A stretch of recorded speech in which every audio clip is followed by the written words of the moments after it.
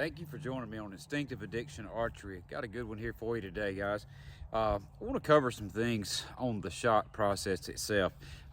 As you know, I always try my best to answer questions as they come in. We get tons of emails and messages on our Facebook page and everything else, and phone calls during the day. And one of the most frequently asked questions and discussions that we've had lately is about shooting, guys.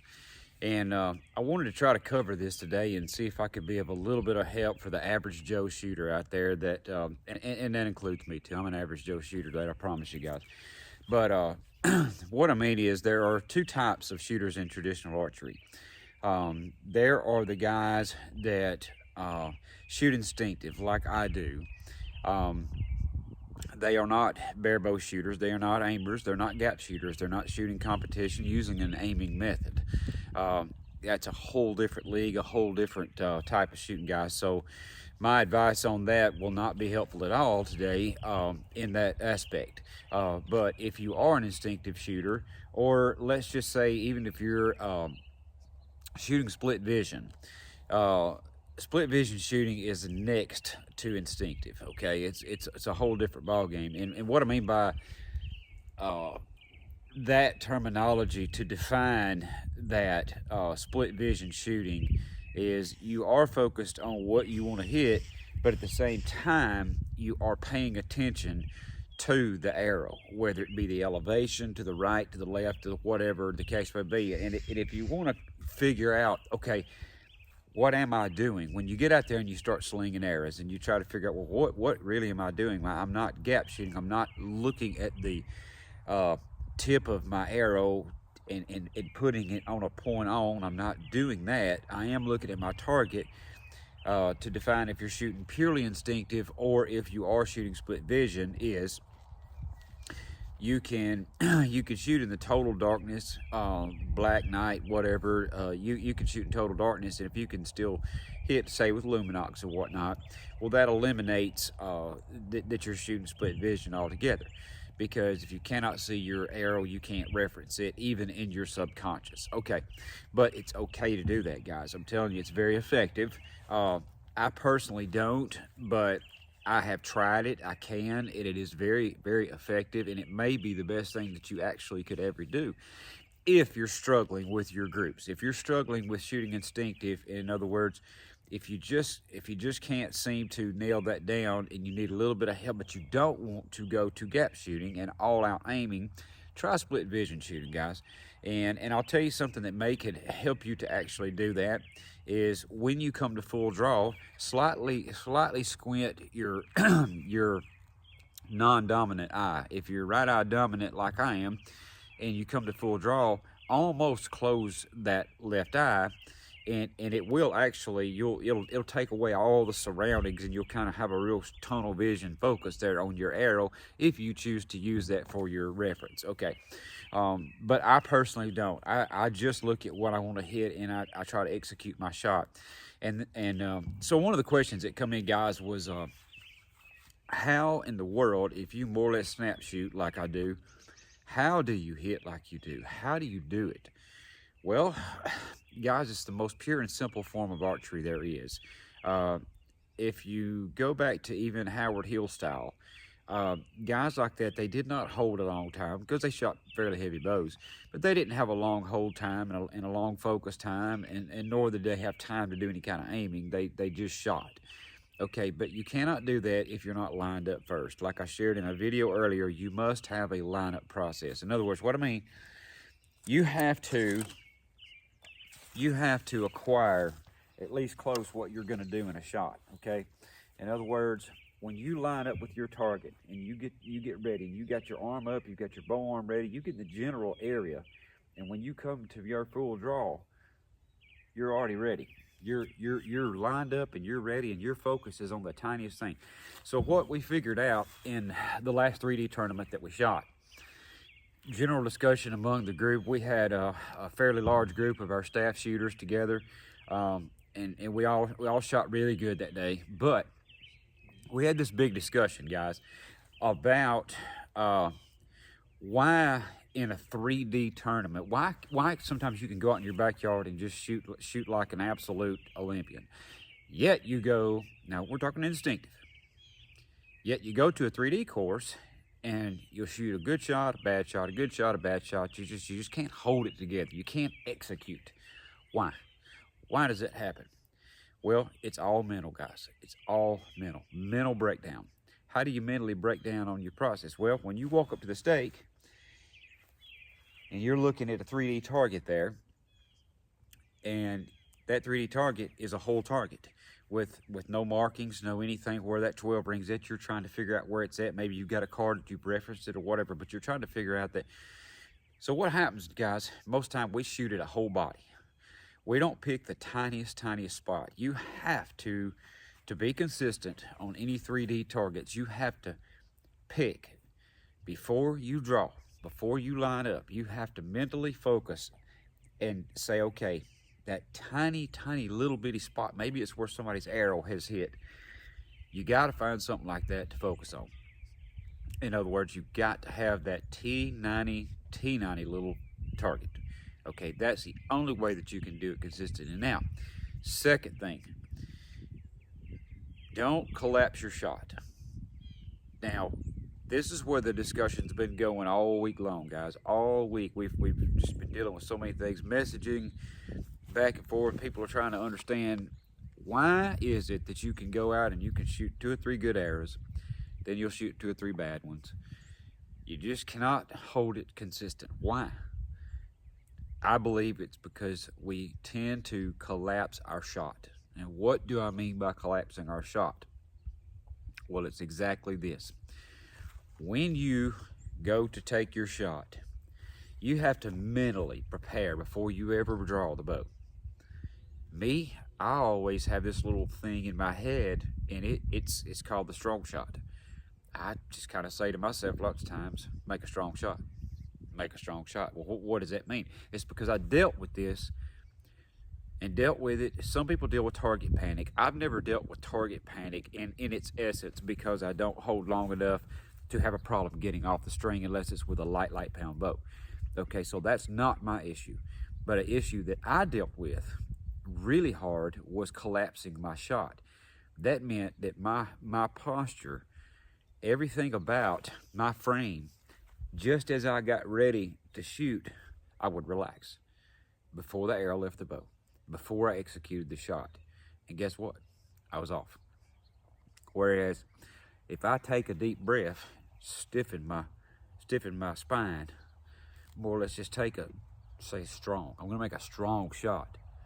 And you get your posture right where your shoulder blades will come together and you can pull through a shot, you'll make the same shot every time. It'll be as consistent as it can possibly be. And you don't have to think about it. You really don't. What I mean by collapsing a shot, I'm gonna try to demonstrate a couple of these right quick to show you guys exactly what I mean, what happens to our groups. Here we go.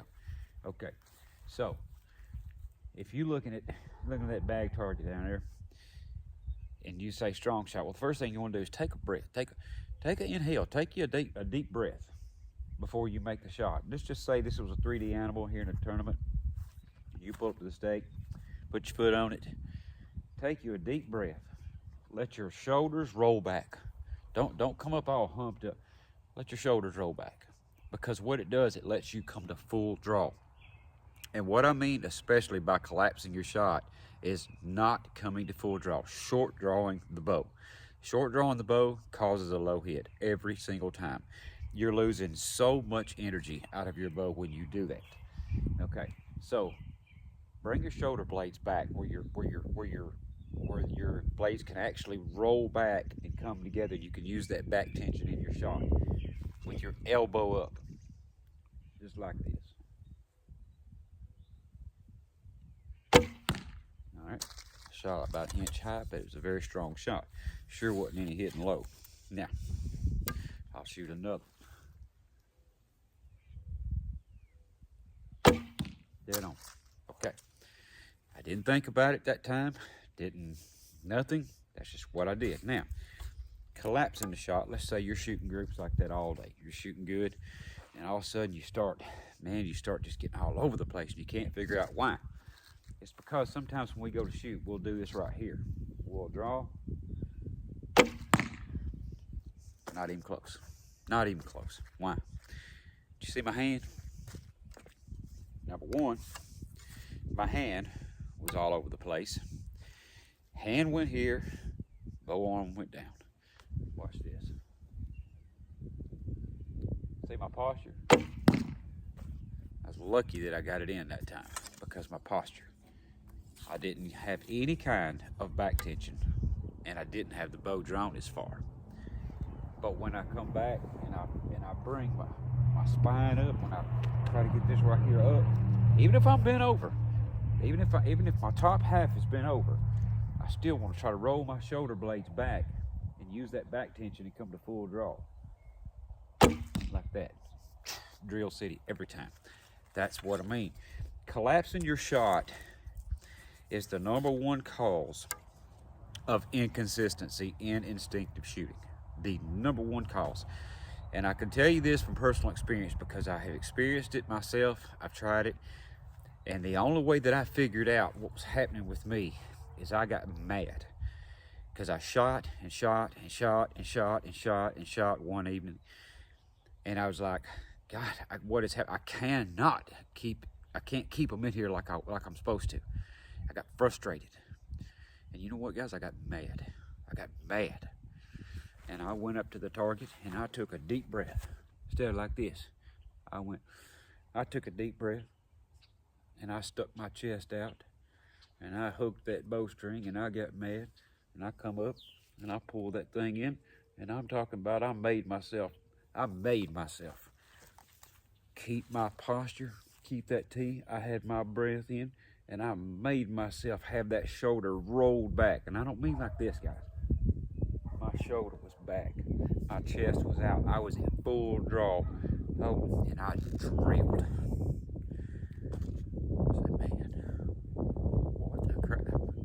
Got another arrow. Got stiff, got cocky. Done the same thing. Damn, they were touching. Sometimes you got to shoot with attitude. If you're having a bad day, you can't keep it together, especially at a 3D shoot. Get mad, get cocky, get arrogant with yourself. Control your body. It's all about having a controlled shot, right? Your process, you have to control it. You cannot let it control you. You got to control your process.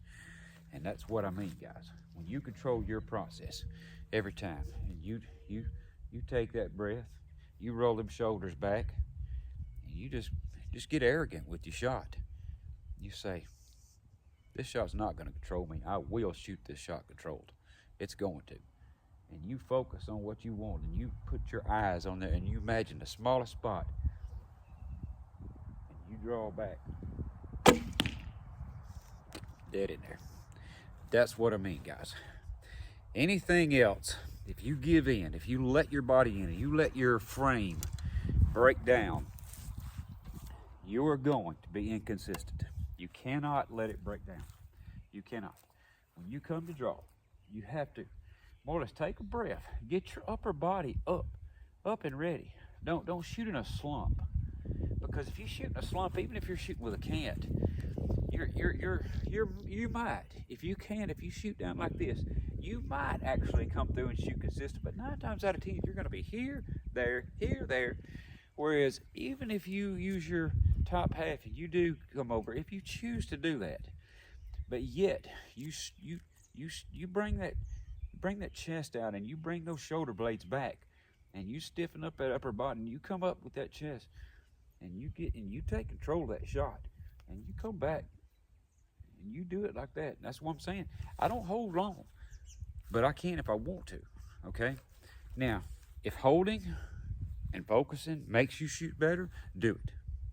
If you have problems after holding 2 or 3 seconds, getting off the string, quit it. Quit it. Don't let target panic by these fingers start messing you up, because it will. It'll mentally become a thing that says, let go. You never want that. You want that thing to come off your fingers before you even know that it did, but only when you are at full anchor, double anchor. I shoot thumb down. I have a 2-point anchor here and here. Once I'm at anchor, it don't matter. I'm already lined up. I'm already focused. It don't matter. If I hold a half a second or 3 seconds, it does not matter. The arrow's gonna be in there. But if you start having problems getting off the string, quit trying to hold it. Get your line up first and be already made the shot before the bow is drawn. Yes, make the shot before it's drawn. All right, I'll show you what I mean, guys. Take this deer target, for instance. We'll turn this thing around here. Take it, that whole deer target.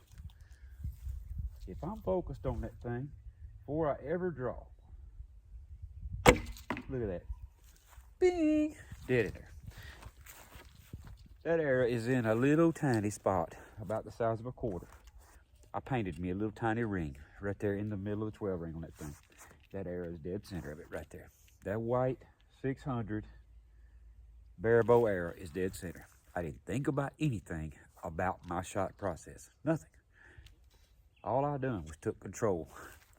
Took a breath, rolled my shoulder blades back, stared at that spot, come into my full anchor. I don't know how long I held. I probably held a second, if that. But was there any need to hold any longer? No. No, there was no need. Why would you hold 5 seconds to put an arrow inside the quarter-size place when you can do it in a half second? What's the difference? If the arrow goes where you want it to go every time, you do what works, okay? Now there again, what works for me may not work for you. All right, you have to get out there and experience this for yourself. You got to try it for yourself, whatever the case may be. And guys, having the right bow, having the right setup is very, very, very crucial. You cannot shoot consistent if you do not have the right setup. No, you cannot. If you're battling too many pounds, this is my personal carbon vapor that I just built, and I finally built me a personal bow because I've sold every one that I've had. But I finally built me a personal bow, and I went with 42 pounds on this bow. My vapor is 42 pounds. I normally shoot 46 to 49. That's my normal. And I shoot them great. But as much as I shoot during the summer and 3D and this, that, and the other, I wanted to lighten up a little bit. And I'm getting the same effect. I'm shooting these 600s with, they've got, right at 200 grains on the front. I'm getting the same effect out of these as I am a 500 with 250. Probably the same speed, same everything. Doesn't matter. But I can control a 42-pound bow a little bit better. In other words, after I've shot it about 40 dozen times in a row, that's where it really tells, okay? So I'm enjoying it. I really am enjoying the poundage. Yeah, yes, I am. But if I get too loud on the bow, I can't get off the string. I can't get off of it myself. I mean, it takes super discipline and execution to shoot an ultralight bow. I can't do it. Sometimes for the first few shots, I could shoot a heavy pound bow better than I can anything, because pretty much I come to anchor and it rolls off and gone, and I'm staring in there as going where I want it to go. But my shoulders start hurting, and I don't want to fatigue. I don't want to hurt myself, and my neck, my shoulders. I don't want to do that to my body. Okay, my body's been through enough, and I've had enough problems through the years that I don't want to cause any more issues. So I'm going to shoot a bow that's comfortable, a high performance bow, like a double carbon limb, lower pound bow that shoots as good as anything that you could ever want. So guys, I hope this has helped you. Maybe it has. Message me. You guys know on our YouTube channel, every video we put out, we answer every single message the best we can that comes in. And if you have questions about this process in detail, message us. I will come in there as soon as I can, and I'll help any way possible. But remember this, if nothing else, control, control, control. Get cocky if you have to. If it takes you getting really, really mad, and just, I mean, like you're gonna rip the limbs off your bow, and you just take a deep breath and you get mad. And I mean, you bow up and you take control of that shot. Don't let that shot control you. You show that shot that you are in control, okay? When you do that, everything is a lot easier, guys, and it'll become second nature. But don't let yourself collapse. Don't collapse your shot, which causes the bow arm to drop. Remember, I shared the tee. Remember, when you're at full draw, if you drop this, guess what? It goes down. What happens? what happens when you relax? When you relax, even if you let your breath out, your bow arm is dropped 20 yards, you're this low. If you have to hold your breath, do it. But keep that elbow up, keep them shoulder blades together, locked, where it will keep that bow arm locked. Keep that bow arm locked through this tee. You got to do this, guys. You got to have upper body control for a shot. You got to master that to be consistent and effectively accurate shooting instinctive, guys, or any kind of shooting for that matter. So thank you for joining us on Instinctive Addiction Archery. And as always, we just pray that God bless you and everything that we say and do would bring honor and glory to him. He is the one that gives us eternal life, and we love him so much and are so thankful for what he has done for our company and for our lives, and how he's growing our business. We're beyond thankful, guys. So there again, if you don't know Jesus as your Lord and Savior, it's the best thing you can ever do. Ever, ever, ever. If you never, anything I ever tell you, you just remember that Jeff told me this, and I promise you, you won't regret it. That I can guarantee you. So if you're struggling with anything, give us a message, give us a call, guys. Call us. If you ever need to talk about something on the serious side that you don't want to put in a message, you call me. I'll talk with you. I'll do anything I can to help you. God bless you guys. Have a good one. Thanks.